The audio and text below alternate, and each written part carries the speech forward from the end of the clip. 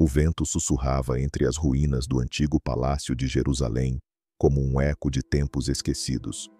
As colunas partidas ainda guardavam o brilho do ouro, e o silêncio parecia pesar como uma lembrança viva do que um dia foi sagrado. Entre as sombras do templo, outrora inundado por cânticos e incenso, permanecia a memória de um homem que teve tudo: sabedoria, poder, glória e a presença do próprio Deus. Seu nome era Salomão, o filho de Davi, o rei que uniu o trono da terra ao trono do céu. Os povos o chamavam de o homem mais sábio que já existiu. De terras longínquas vinham reis, rainhas, caravanas e enigmas, buscando ouvir de sua própria voz os mistérios que ultrapassavam o entendimento humano. Mas foi esse mesmo homem, coroado pela glória divina, que ao final da vida foi vencido não por espadas, nem por exércitos, e sim pelo amor. Um amor proibido, capaz de afastar até o mais sábio dos homens do coração de Deus. Nos primeiros anos de seu reinado, Salomão era jovem, mas o peso da coroa já lhe curvava os ombros. Israel esperava dele um líder à altura de Davi, o homem segundo o coração de Deus. E foi ali, no silêncio de uma noite em Gibeão, que o rei se ajoelhou diante do altar e fez a oração que mudaria o rumo da história. Senhor, dá ao teu servo um coração sábio para governar teu povo e discernir entre o bem e o mal. Naquela mesma noite, o céu respondeu. Deus se agradou do pedido, não pediu riquezas, nem vingança, nem glória, e concedeu a Salomão algo que nenhum homem jamais possuíra em tamanha medida: sabedoria divina. E assim começou a era dourada de Israel. Templos foram erguidos, o nome do Senhor foi exaltado, e a fama do rei atravessou desertos e oceanos.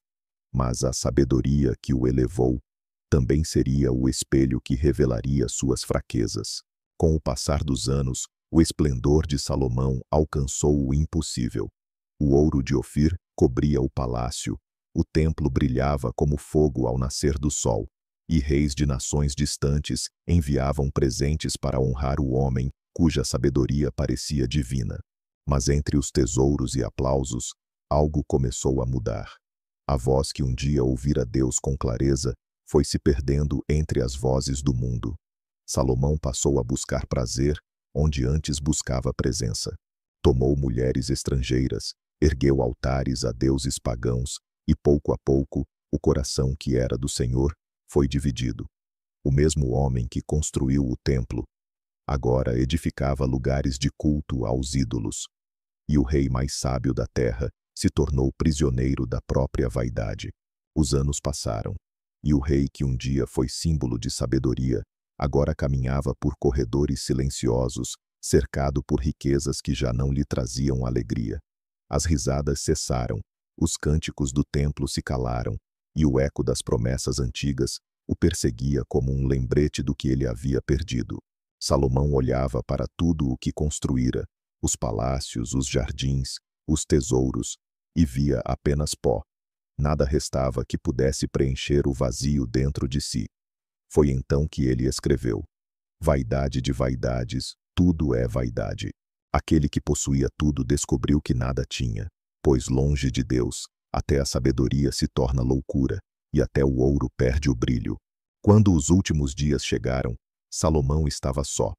O homem que fora cercado por servos, músicos e rainhas, agora fitava o horizonte em silêncio, observando o sol se pôr sobre Jerusalém, a cidade que ele mesmo fez brilhar. O rei mais sábio do mundo morreu em paz, mas com o coração cansado. Morreu cercado de ouro, mas com a alma coberta de arrependimento. E assim, o corpo de Salomão foi posto no túmulo de Davi, entre reis e guerreiros, mas sua história permaneceu como um espelho da alma humana, um lembrete de que a glória passa, o poder se desfaz, e até a sabedoria se curva diante do tempo. O vento voltou a atravessar as ruínas do palácio, e, entre as pedras antigas, parecia ainda ecoar a voz do rei. Tudo é vaidade e correr atrás do vento.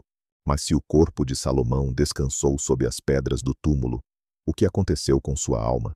Afinal, o homem que conversou com Deus em sonhos que viu o fogo descer do céu e ergueu o templo da presença divina, poderia simplesmente desaparecer no pó da terra?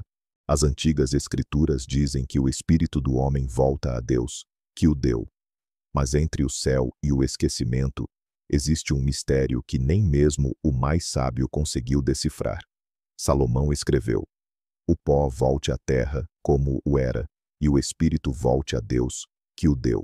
Eclesiastes 12:7. Essa foi a última verdade do rei, a conclusão de toda a sua sabedoria.